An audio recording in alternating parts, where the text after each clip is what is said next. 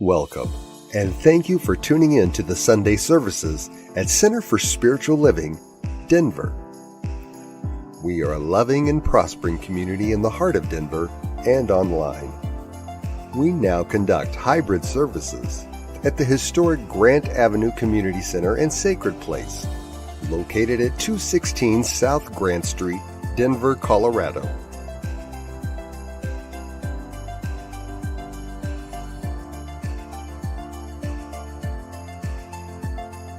All are welcomed here. A place, space, and face of love. We are a spiritual community practicing universal principles that enrich our lives. We are grateful that you have blessed us with your presence. While online, we'd love to know you're watching with us. Feel free to leave a comment and let everyone appreciate you. With everything going on, life can feel overwhelming. CSL Denver wants you to know we are here for you. Please know that our practitioners are available for personal prayer work. Our licensed spiritual practitioners' names and phone numbers are available on our website at csldenver.org. Or if you have a prayer request, feel free to email it to info@csldenver.org. For your convenience, you'll find clickable links in the description of this broadcast. Rev Elzia, along with all our guest speakers, practitioners, service coordinators, and musical inspirations, want you to know how truly grateful we are that you are with us today. Thank you for your continued support and participation in our services, workshops, and events, as well as providing financial contributions to our center. If you're interested in upcoming events and information, we send out weekly newsletters. Sign up by visiting www.csldenver.org. We deliver services in a hybrid format where we meet in person at 216 South Grant Street. We will also continue to live stream all services on Facebook and YouTube every Sunday. Find us on our respective channels as well as on New Thought Media Network. Again, thank you for your precious attention. Now prepare for engaging enlightenment.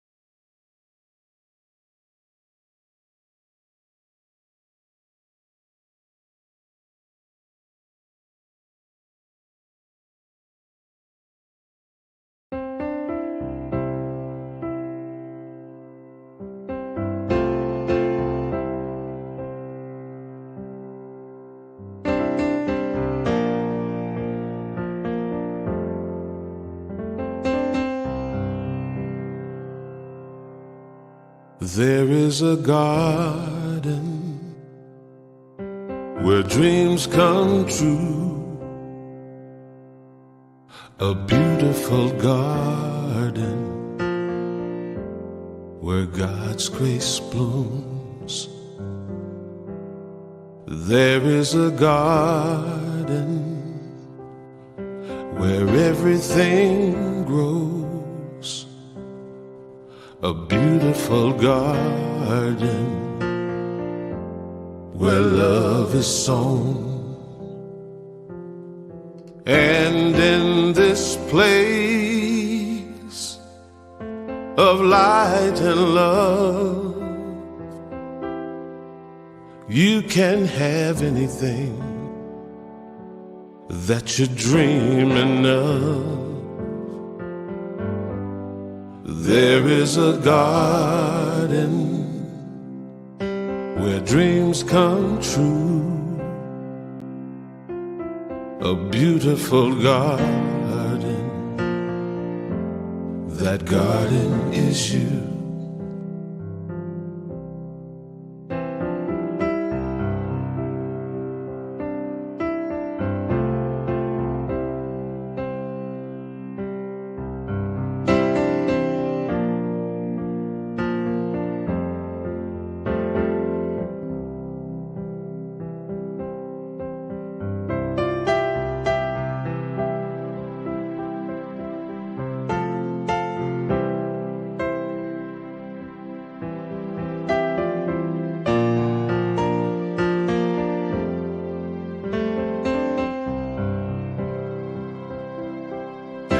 And in this place of light and love, you can have anything that you're dreaming of.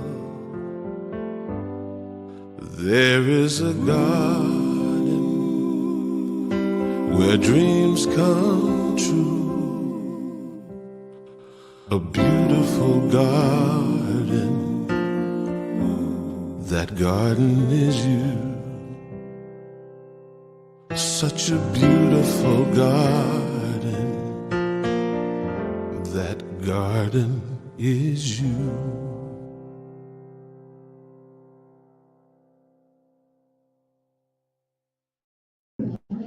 I'm Rumi engineer, a practitioner at CSL Denver. And I invite you to center yourself for the invocation. Go to that spiritual place within and join me in consciousness as we come together and recognize the one power, one infinite presence called God, Spirit, Infinite Mind, Beloved.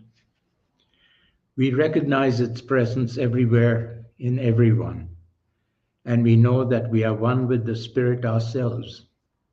Indeed, we express all that Spirit is in our hearts and in our minds. And knowing that we are one with the Spirit, we know that it responds directly to us according to our thinking, through the conviction of our words, through our passions, and through our very lives. So today, I bless everything and everyone around us. I bless myself, my fellow practitioners, our minister, all who are present here, and others virtually. We hold it dear that we are connected here. We are one faith community expressing one humanity. And knowing this, we open our hearts and our minds to divine intelligence as it is directed through Reverend Elzia, our musicians, every volunteer who has shown up in and as love itself, and indeed this gathering of love, this congregation. So with gratitude for all that we are, all that we have, and all that we may become, we let it be so. We turn it over to the source, and together we say, and so it is, and so we let it be. Amen.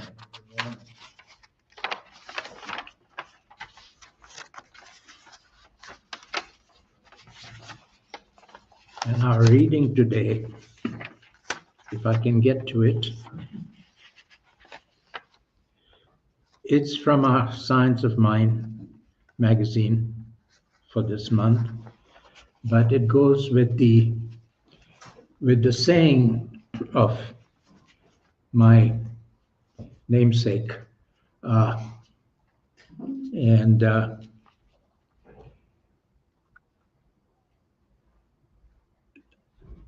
paradox is said to be a gateway to understanding the Tao, the source and pattern of all existence.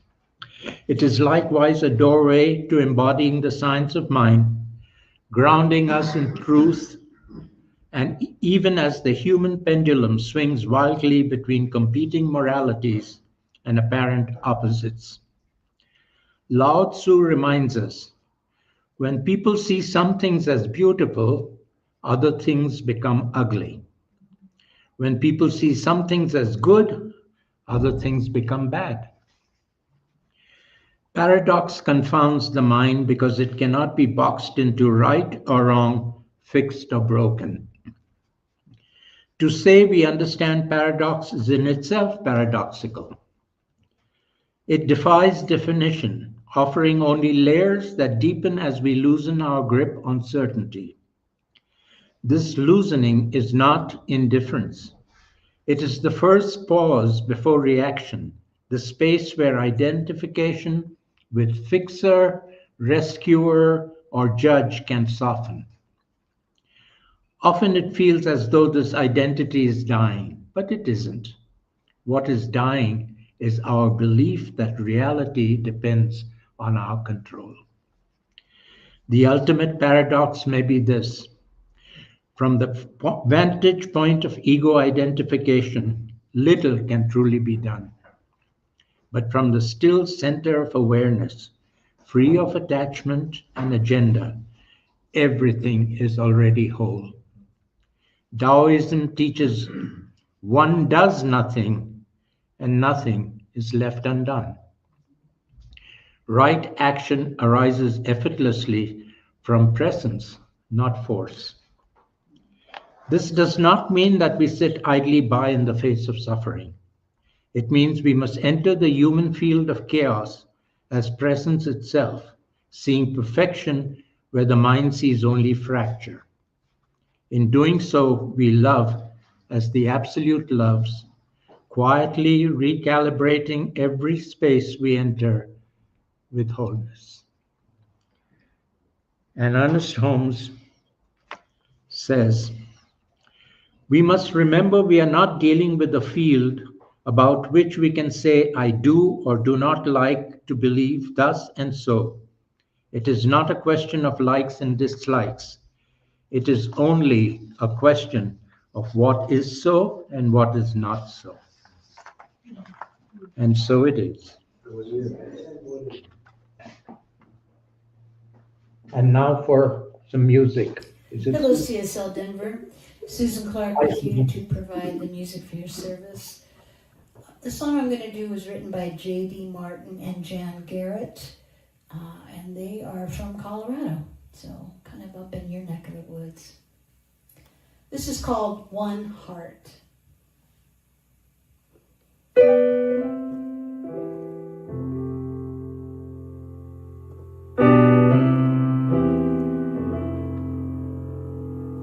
There's a new world on the horizon made of light, not a stone calling out to all creation. You are not alone. Lions and lambs, saints and sinners, best your friends, enemies, women and men, losers and winners, they're all in you and me. We are one heart, looking for answers. We are one soul, finding our way through the dark. One dream we share together. We are all a part of one heart.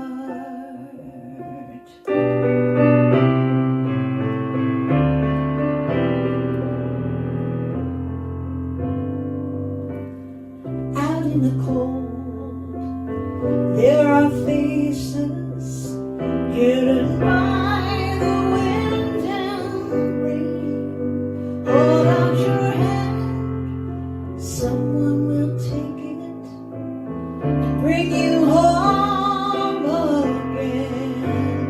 We are one heart, looking for answers. We are one soul, finding our way through the dark.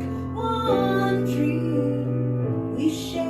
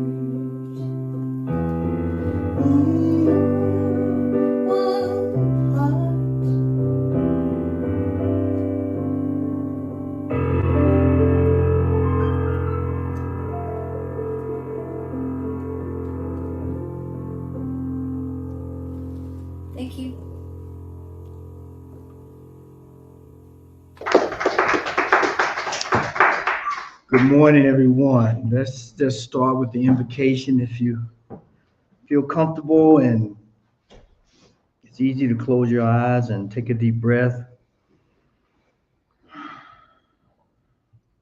Infinite Spirit, the source of all there is.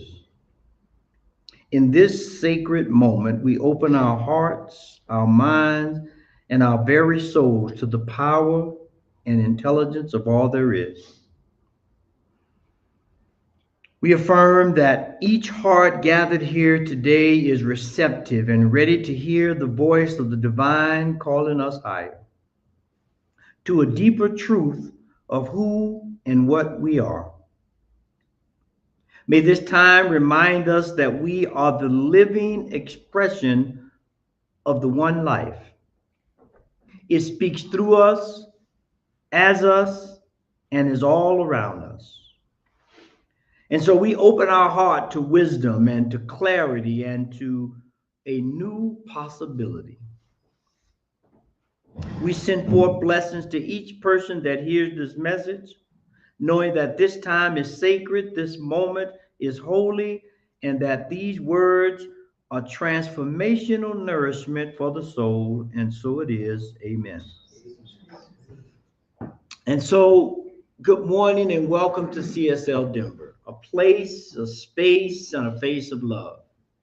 A spiritual community teaching universal principles and applying ancient wisdom to our lives and the lives of others. Today is, I think it's an auspicious day, a very auspicious day. And I want to start the day by asking this question.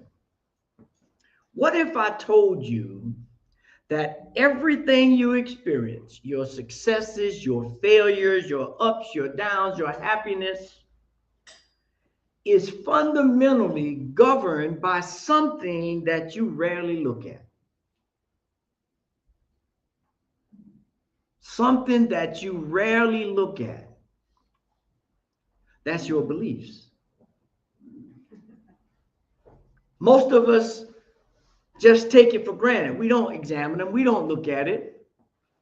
You know, Ernest, when he developed this teaching, he says, these core beliefs, we believe in the oneness and eternality of life. We believe in, the unity of the one life. We believe that we can receive direct revelation, intuition from this one life. And we declare that, and we say that, and we believe that, I hope. But every system of thought, every ideology, every philosophy, every religion, every system that is here to develop mankind to a higher level has some kind of beliefs. And those beliefs, as we just said, really begin to create our world. As Ernest Helm said, as we think, so shall we remain. You hear that often because it is through the thoughts that we can change our world, that we can change our life, that we can change our circumstances. And ultimately what happens, these beliefs become the operating system of our life, just like, the computer. You got various systems, you got various operating systems, right? You got Linux operating system. Now, if you're not in computers, you might not even know what that is. But you got the Apple operating system, you got the Microsoft operating system, and these systems begin to dictate how we see the world and how we move about and shape our perception and possibilities. If you've ever worked on a Mac compared to a PC, there's a different perception of the information you get when you use those two different operating systems. So the question, what operating system are we using? What synchronicities and incongruence are we bringing into our lives because of the operating system that we're working from, our beliefs? Our beliefs. William James said this. William James said, to perceive the world differently, we must be willing to change our belief system. And by exploring our belief, we open the doorway to transformation by just looking at things differently. I woke up this morning, I did the exact same thing I did yesterday. And the same thing I did the day before that, and the day before that. And I did not question anything about it based on some belief that I had or still have. At least I'm a little more aware of it today, that I have to do these things when I wake up. Now, if some of y'all are like me, I have a real, I don't know if I want to give up this belief that I got to have a cup of coffee in the morning when I wake up. Now, I know a lot of y'all have that one, and it's good to a degree, but that idea, that belief begins to dictate my day. How many times have you woken up and didn't get that cup of coffee and said, boy, it's going to be a hard day? I did not get my morning cup of coffee. A belief system, a belief that for me to be effective, I got to have a cup of coffee or not have a cup of coffee. Some people like tea. Some people like warm milk. I mean, we all have these beliefs that create our preview of the world. But what are beliefs? Let's step back and examine what are beliefs. Beliefs are our deeply held assumptions about ourselves, about others, and the world. Deeply held assumptions. I could make some statements about assumptions, but I'm not going to go there. I'm going to leave that and let your imagination run wild. But that's what beliefs are. And they are repeated thoughts that crystallize into patterns, like getting up in the morning and getting that cup of coffee. And when you try to break that pattern, we've all had those moments where we said, oh, I drank too much coffee. I'm gonna take a coffee fast. And the first time you do that, well, let me step back. The first time I did it, boy, I had headaches and all kinds of different things happened trying to change that belief system that I needed that cup of coffee. It's the darndest thing. I wouldn't recommend it unless you have some fortitude and a real sense of purpose about what you're trying to do, right? Because it can be challenging. Can be challenging. But when we allow these patterns to crystallize into our mind, then they become the filters through which we see the world. The filters that we see the world. There was a time, let me put it like this. There was a time when there were no color TVs. Some of y'all might remember this. And they came up with these little things, plastic paper, that you'd put over your TV to try to make it in the color. Some of y'all might remember that. I ain't gonna tell you whether I remember it or not. I read that in a story. But there was this actual thing that they sold in the store to put over your black and white TV to give you the semblance of that it was in color. Now imagine that being a belief system that you took and put over. It may have looked different, but the old belief system, the old black and white TV was still there. sending forth the same image, no matter what you thought you saw. Filters. Our beliefs become the filters that we see the world, that we see ourselves, that we begin to move forward and formulate these ideas about what success means, or what failure means, or what it means to be true or not true. Whatever it is, any aspect of life can be directly related, to your belief system, your filters. Now, these filters, they come from many different places, just like you could go to many different stores and get that little plastic to put on your TV. They come from your family. They come from your neighborhood. They come from the stories you see and the stories you tell yourself. There are many different ways that these filters become a part of our life. And so the question becomes this: how do I examine, work with, rearticulate my values, my beliefs?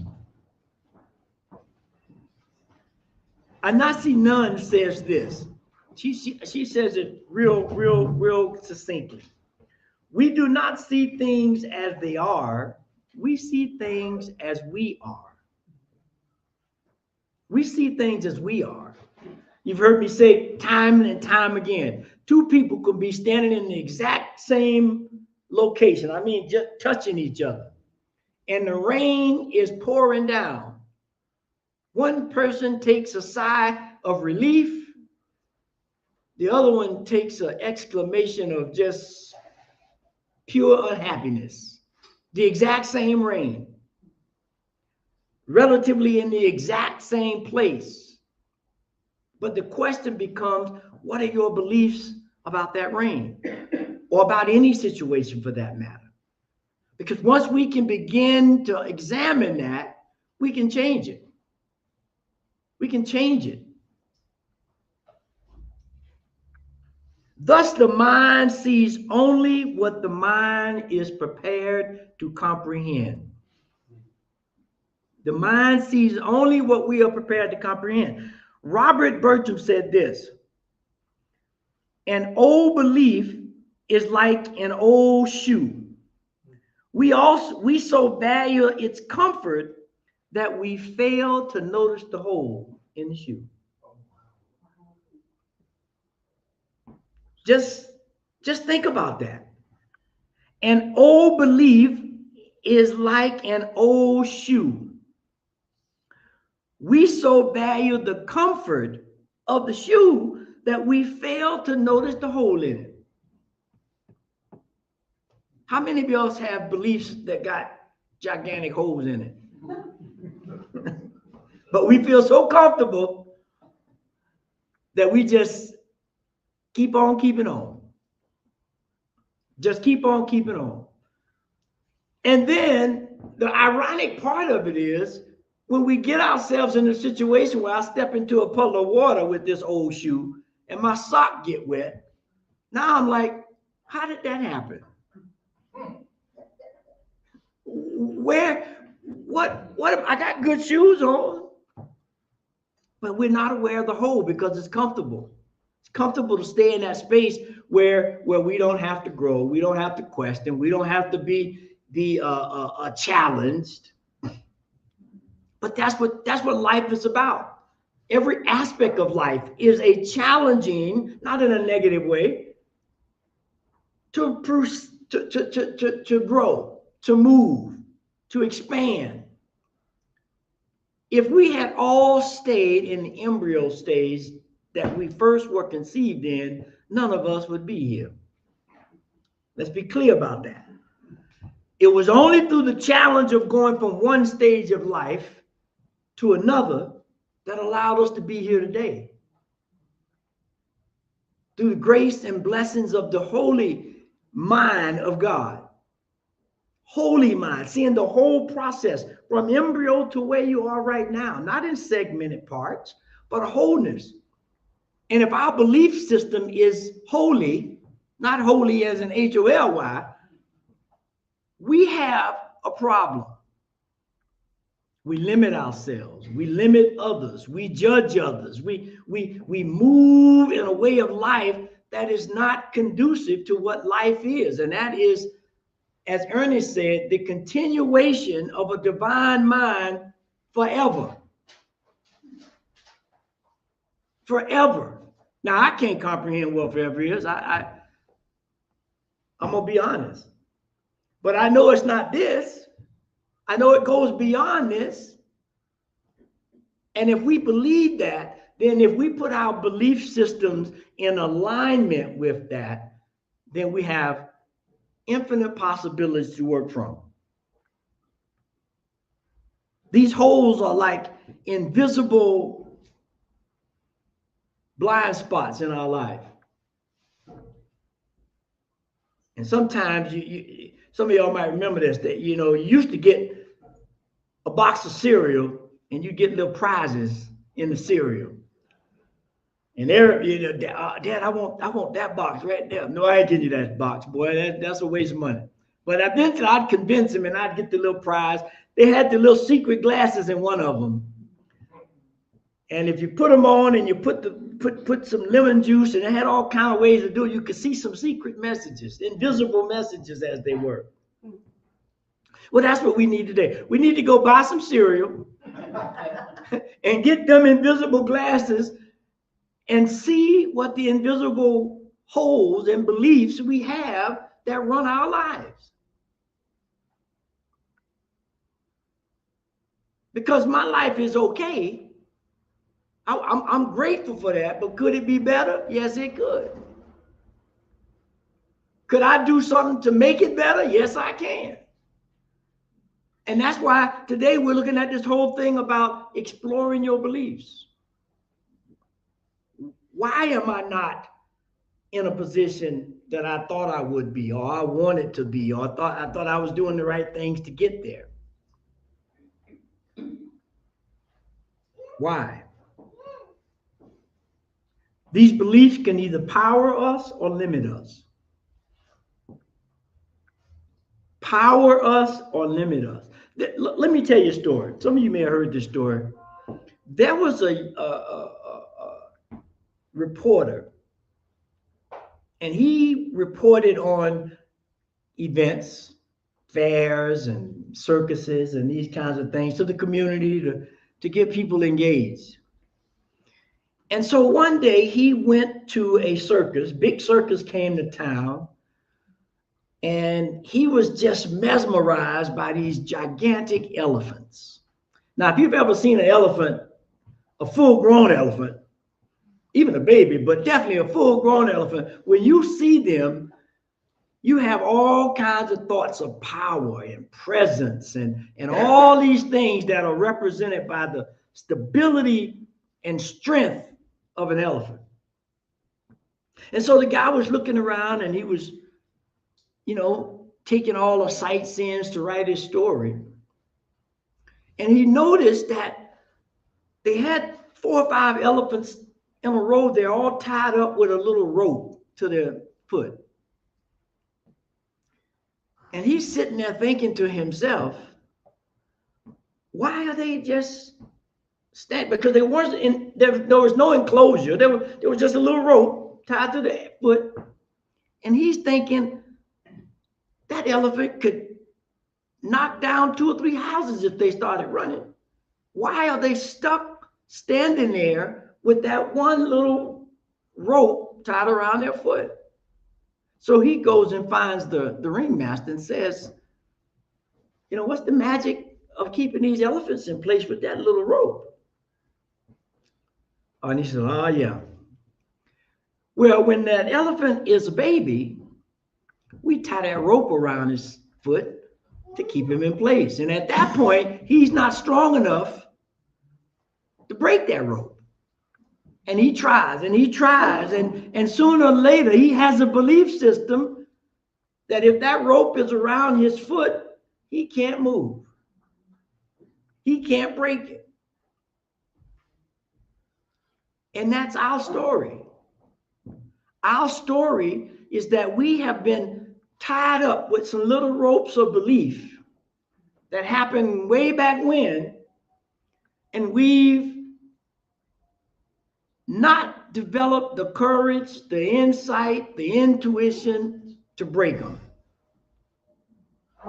And so we stay stuck in our old belief systems.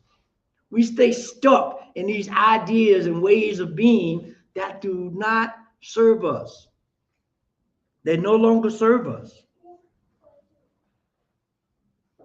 And so that's why it's important for us to check these belief systems out. How many of you are tied by a little rope of belief that happened when you was 8 years old? Or happened when you went to school and the kids picked at you? How many? I know I got a truckload. You're too short. You're too this. You talk too much. You do thousands of them that we see or not see, that we recognize or do not recognize. These little ropes of beliefs that hold us locked in a place that keep us from being what God has intended for us when we were created. Because we know that there are no two people on this planet that are alike, even identical twins. They've done enough studies that indicate, even although they look alike, they have the same mannerisms and everything, they are not alike. There's certain things about them, there's certain proclivities about them that make them individual, unique expressions of God, of the divine, of the Holy Spirit. That this thing that is infinite goes by so many different names because there's so many people trying to make a relationship with it. And then we begin to believe that the name that I gave it is the only name, which caused confusion, which caused separation. We can call air anything we want until you don't have none, and you'll call it anything you need to call it to make sure you get some more. That's what this thing called God is, and that's what this thing about belief is how do we individually connect with the power of all there is beyond limiting beliefs? How often do you have beliefs about, I'm not worthy, or I'm not good enough? Those are limiting beliefs. Limiting beliefs that we need to move. So this story kind of mirrors who we are. We're elephants tied by little bitty ropes that we can break at any moment in time. Only thing we have to do is wake up. Wake up to that perception. Wake up to that idea. Wake up to the understanding that God did not put us here to be tied down by a little bitty rope. God is disappointed in us. I gave you all the power, all the presence that I have. I made you in my image, and you're going to let a little bitty rope keep you locked down in small-minded thinking. Jesus said, believe. And what happens when you believe? It happens. You got to believe it. Beliefs are different from believing. Because when I'm believing in a truth. I'm believing in something that I know is so. But a belief, I used to believe that, Santa Claus was down my chimney. I didn't even have a chimney. There was no chimney in my house, but I believed that Santa Claus was coming down that chimney. So the idea is this. First of all, this is why we have to believe. I have to examine our beliefs. And so I want to give us 3 tools to explore this whole idea of beliefs so that they can become this transformational idea that moves us to where we need to be.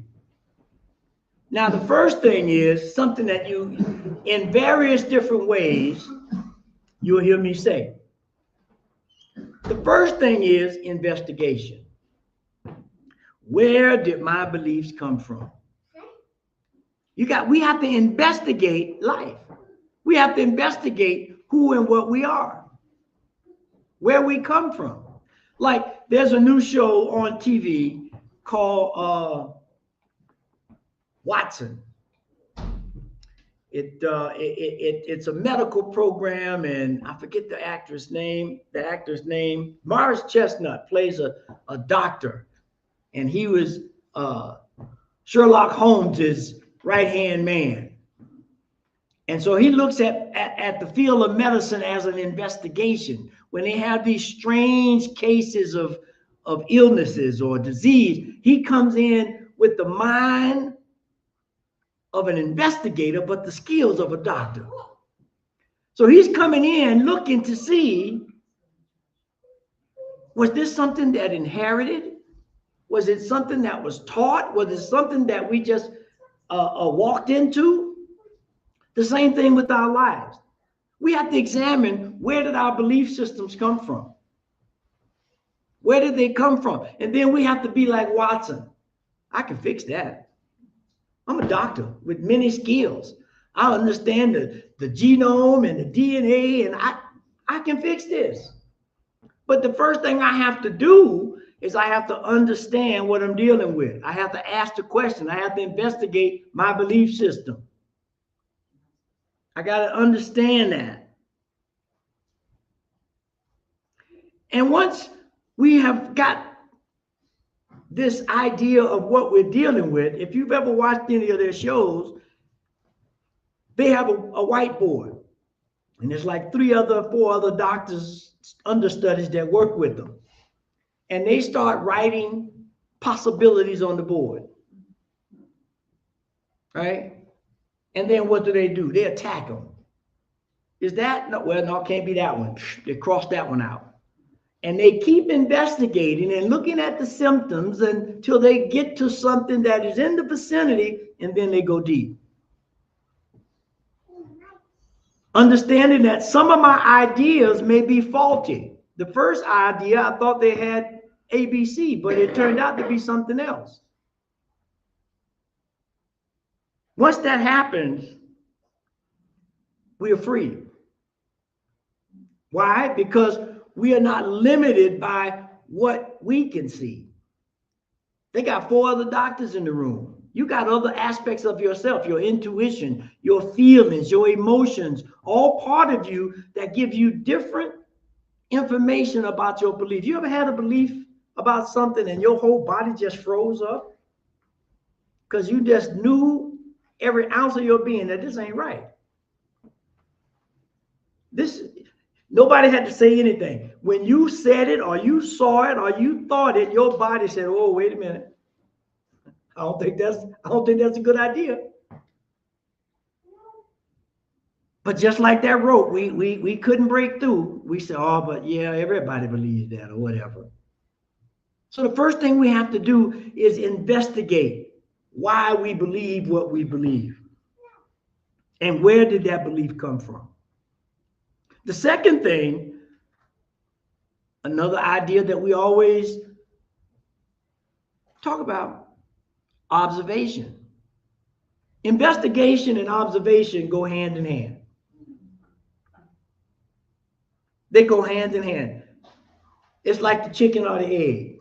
Was I investigating first and then I observed, or was I observing and then investigating? Because when I'm observing,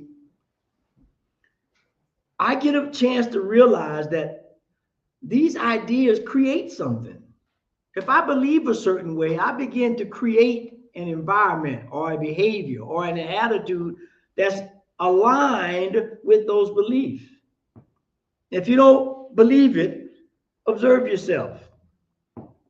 Just observe yourself. Go to the grocery store when the line is too long and you just want to get in there and get out. You're like, golly, I got to go home and make this cake, or I got to go home and fix this dinner. Observe what happens to you, how you look at everybody. They don't know how to scan the thing on the what is the matter with them? Just observe yourself and then think about what belief is driving that. Why am I so impatient? I've gotten there many times and couldn't get this thing to scan for whatever reason. Observe, ask yourself, what emotions, relationships, or outcomes am I looking for? Right? What is creating that? And look at them and understand, do they foster connection or separation? What do they do? What do these believe? When you're observing them, look at what they're creating. Because when you do, you'll find some things that we can go in and eradicate or change or get a different perspective on. How many times, I know I'm going to be the first to raise my hand, of the judgment statements and the blaming I've done based on the belief system.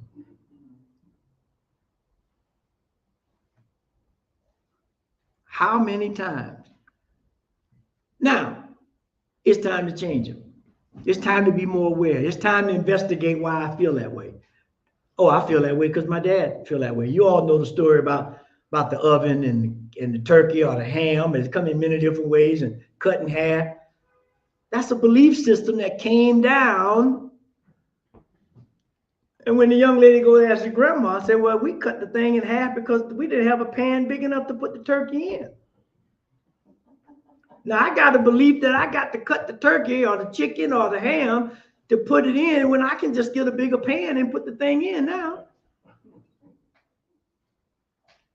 Observe, investigate. And then the last thing that we have to do, we have to reshape. We have to reshape our belief system. And we do that by evidence. We do that by evidence, which means if I believe I can put my hand in the fire and don't get burned, and every time I stick my hand in the fire, I get burned, I need to fix that belief system. Socrates says this: the unexamined life is not worth living. Because you keep sticking your hand in that fire, and eventually you'll be burnt up. No investigation, no observation. You just on autopilot. On autopilot. And once we understand that, we can begin to look at this thing that Gandhi said. Gandhi said this: your belief becomes your thoughts. Your thoughts becomes your words. Your words become your actions. Your actions becomes your habits. Your habits become your values, and your values become your destiny. Just examine it. Just observe it. We can change your thinking and change your life is what this teaching advocates. Pronto number one. Change your thinking and change your life. Are you willing? Are you willing to revise your belief system to see something different? Bernard Shaw says this. Bernard Shaw says, those who cannot change their mind cannot change anything. If you can't change your mind, you can't change anything. There's another passage that he says, there are people who go out and look for certain situations that are conducive for this idea of examining your beliefs. And he says, if they can't find them, they create them. If you can't find a situation that's going to give you more life, that's going to allow you to examine yourself, then go create it. We are created in the image of God, that is the ultimate creator. The ultimate creator. You don't believe me? Trees, stars, galaxies, aurora borealis that showed all the way down in Florida last week. ultimate creator. So if you can't find the situations that's going to cause us to grow, then we got to go create them. And that's what we look to do in community. It's to create an environment where we can all grow, where we can challenge our beliefs, not in a blaming way, but in a way that is loving and looking to build a oneness, which is what this whole month's theme is. We're grateful for it all because it allows us to grow. It keeps us moving in that direction.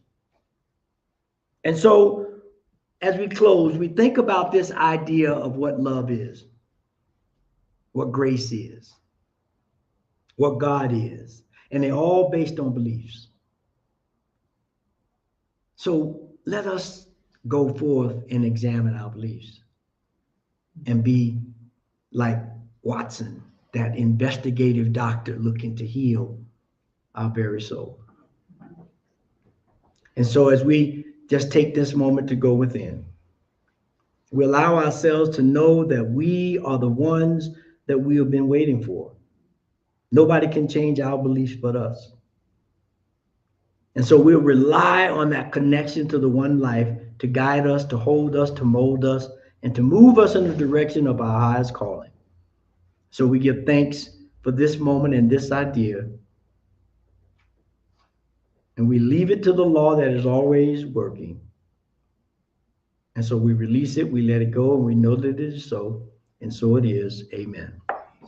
So it is. Amen. And so I have a call to action. It'll be on the website. It's a little wordy, but I think, huh? No, I'm gonna put a document on the website. It's gonna be a document on the website. But this I think is powerful, and I'm just gonna read it. This week, commit to exploring your beliefs by focusing on conscious observation and practical replacement. First, keep a catch-it list or catch-it log for the first 3 days, noticing situations where you experience strong negative emotions or self-sabotage, and write down the underlying limiting thoughts. Next, choose your most frequent limiting belief and put it under the Socrates investigation idea. Rigorously test it. Is it factual or not? Finally, replace the challenging belief with an empowering belief and look at the if-then action of what happens when I move this change. Now, I know that's a lot, and I apologize. So they're going to have a whole document on the website that you can go and download and get. So, and as we do this week, this is the affirmation to hold us tight. This affirmation says, I am free to release outdated beliefs. I choose beliefs that empower, uplift, and reveal the divine within me. And so it is. And so it's that sacred time of giving. So if you just look across the bottom of the screen, you'll see the many different ways you can give, whether it's online, in person, or sending check or money order to the P.O. box. However you do, please do. And to anchor this law of circulation, we place our hand on our heart and repeat this affirmation. This perfect gift is spirit informed, circulating and blessing all that it touches. Freely I give and joyously I receive. And so it is. Amen. And so it is. Amen. And so I'm going to bring Alice up to give us our announcements and we'll close out. Thank you. We still have a couple of our November, December Science Mind magazines. If you have not purchased any and want some, Rumi's reading this morning was from that, this month's magazine. Today, right after service, we have our Divine Dialogue. So once we're all done, have some of Rumi's delicious cake that he brought and some coffee, and we'll circle up and share our thoughts about the service or have a discussion with Elzia about his talk. And next week is First Turkey. Yay! So it's instead of our regular service, everybody chooses to bring a dish, a friend, whatever, and just circle up and we'll sit around the table and we'll share some food. And like I said last week, our founding minister, Reverend Jim Chandler, started First Turkey as a celebration of community. And as Reverend Jim liked to remind us, it's the first turkey dinner of the season. In case you don't know, Jim began the Center for Spiritual Living Denver in the mid-1990s as an urban spiritual community where everyone was welcome with open hearts and arms. And 30 years later, everyone is still welcome with open arms and hearts, with still welcome. Let's see, and the fab and fun tradition of First Turkey continues.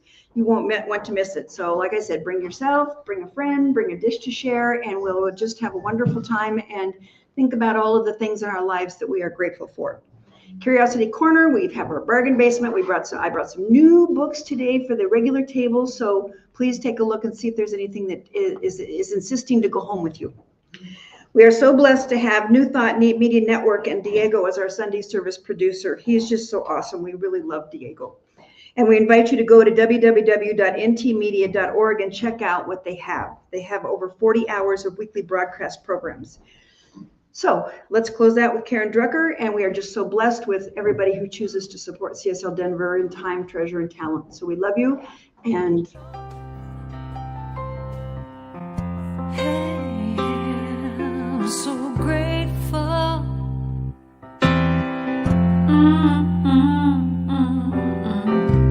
I'm so grateful. I'm so grateful. I'm so grateful. For all that I have, I'm so grateful. I'm so grateful. I'm so grateful for all that I have. Hey, oh yeah, grateful. I just say I am so grateful every day for all I have. Every day. I'm so grateful. I'm so grateful. I'm so grateful for all I have. Every day I say it. Grateful. How I'm grateful. Every day. Oh yeah. I am so grateful. Oh yeah. So grateful. 'Cause I accept and I receive. I am so grateful. Oh yes, I am. I am so grateful. Hey, grateful. I just come up.